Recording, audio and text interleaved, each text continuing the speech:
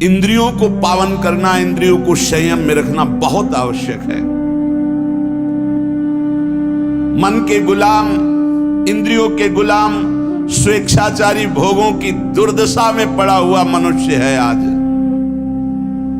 असंयमी मनुष्य का मन और मस्तिष्क, ध्यान से सुन लीजिए, असंयमी जो अपनी इंद्रियों मन को मनमानी लगाए हुए है, उसका मन और मस्तिष्क और हृदय सड़ा देते हैं, जीवन को सड़ा देते हैं। मन और इंद्रियों को संयम में रखकर भगवत चरणारविंद से नहीं जोड़ोगे, सड़ा देंगे तुम्हें, तुम्हारे अंदर ही इतनी सोच गलत कर देंगे, जलोगे।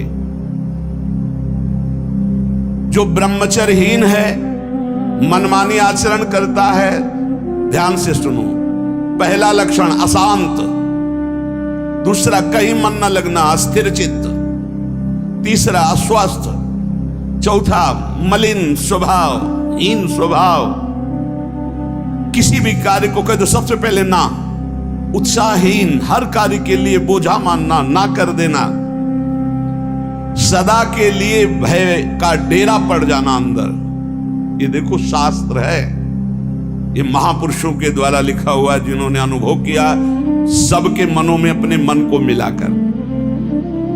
इंद्रियों का जो असंयम है वो हर तरह से मनुष्य को नष्ट कर देता है। लोग अंदर का सुधार नहीं करते। जहां जहां असंयम है वहां वहां अशांति है, दुख है, बेविचार है, संयम विहीन जीवन, शुष्क उदासहीन पशुवत जीवन है।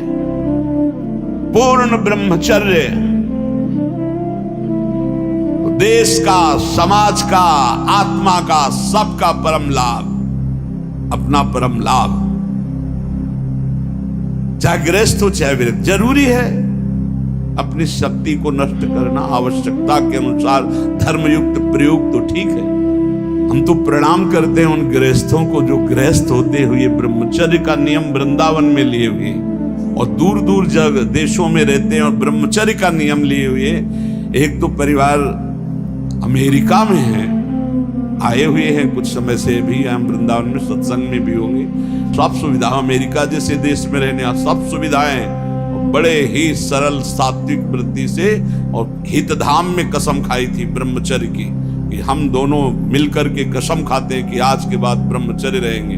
कैसा जीवन! अपने तो कितने ऐसे परिवार हैं, हम तो उनको प्रणाम करते हैं जो एक साथ पति पत्नी रहकर संयम पूर्वक जीवन व्यतीत कर रहे हैं। बलिहारी भगवान की असीम कृपा है, जिसके संग का डर बना रहता उसी संग में रहकर दोनों निकल गए। कितनी बड़ी हेतु की कृपा! ये है आश्चर्य, ये है आश्चर्य। रात दिन एक साथ रह रहे हैं, फिर भी कसम खा के ब्रह्मचर्य रहे हैं। कितनी अपार कृपा श्री जी की! कैसा मन कर देती है श्री जी, नहीं तो बहुत कठिन है, बहुत कठिन है। वही जानते हैं जो इस मार्ग में चलते हैं।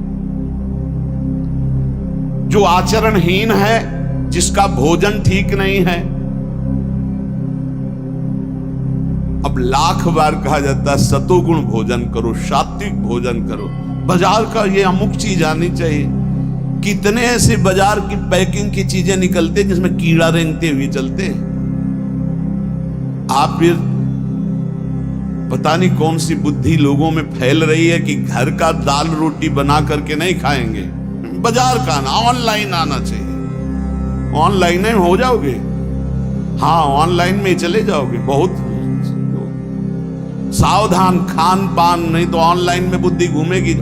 श्री जी में चित्त लगाने के लिए थोड़ा ऑनलाइन से हटो, थोड़ा सा अपने चित्त को सुधारो। हम कह रहे हैं जबान में अगर सात्विक भोजन केवल जाएगा तो भजन में बहुत रुचि होगी, संयम से रह पाओगे। ये बावरे नहीं थे पुराने संत महात्मा जन की जो सात्विक ब्रजवासियों का अन्य भिक्षान्य सात्विक। देखो 10 दिन केवल देखो, शुद्ध दाल रोटी पाओ, मूंग की दाल वाली रोटी पा लो, फिर आप देखो भजन करके, और 2 दिन जरा इधर उधर होटल का पाके देखो, फिर देखो कैसा है। कोई भी कहीं भी हो, सात्विक वृत्ति से अपने घर का भोजन करो, कम से कम दाल पानी से धो लिए हो। और वैसे तो शुद्ध क्या रह गया, इतने केमिकल गेहूं में डाले जाते हैं, वो सब आकर के शरीर के ब्लड प्रेशर को, हृदय को, कई तरह के रोग पैदा करें। अब किसको किसको समझावे। गाय के गोबर आदि से जो फसल होती थी बहुत से बहुत 8 मन या 10 मन होते थे। हम किसान के घर में पैदा हुए तो हमें पता है। अब 40 मन 50 मन होती है। तो जब 8-10 मन पैदा होती थी तो सरकारी अस्पताल के बाद स्कूल हमारा था।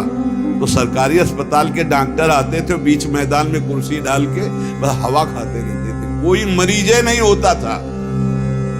गांव में बुखार आया, 2-4 दिन काढ़ा पिया, ठीक हो गए, अस्पताल जाने की जरूरत नहीं होती थी। और आज अस्पताल में आप चले जाओ तो भीड़ लगी हुई है। क्यों? सब खान पान बिगड़ा हुआ है। तो जो ब्रह्मचर्य पालन करता है, रोग से लड़ने की सामर्थ्य आती है, शोक स्पर्श नहीं कर सकता, मोह पर विचार करने की सामर्थ्य आती, प्रमाद स्थिति नहीं रहती, अकर्मण्यता नहीं रहती, अकाल मृत्यु नहीं होती, ब्रह्मचारी कभी विचारों से दरिद्र नहीं होता है, चिंता नहीं होती, उसके हिंसात्मक वृत्ति नहीं होती, द्वेष नहीं होता, ईर्ष्या नहीं होती, अशांति नहीं होती। ब्रह्मचर्य समस्त दोषों का नाश कर देता है।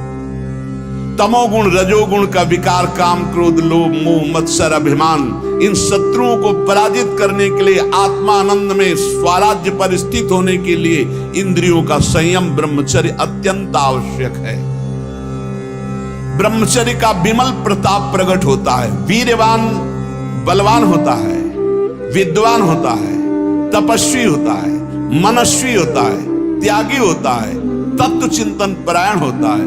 ब्रह्मचर्य में अलौकिक अमानुषिक शक्ति जागृत हो जाती है। अमानुषिक ऐसा कैसे हो सकता है? हो सकता है क्योंकि ब्रह्मचर्य है, क्योंकि भगवत मार्ग का पथिक है। उस शक्ति, उसकी शक्ति के सामने संसार को आश्चर्य असंभव जान पड़ता है। देश का अभ्युत्थान, अपना अभ्युत्थान, समाज का अभ्युत्थान एक ब्रह्मचारी ही कर सकता है, व्यभिचारी नहीं। तो ये मूर्ख लोग ये नहीं समझते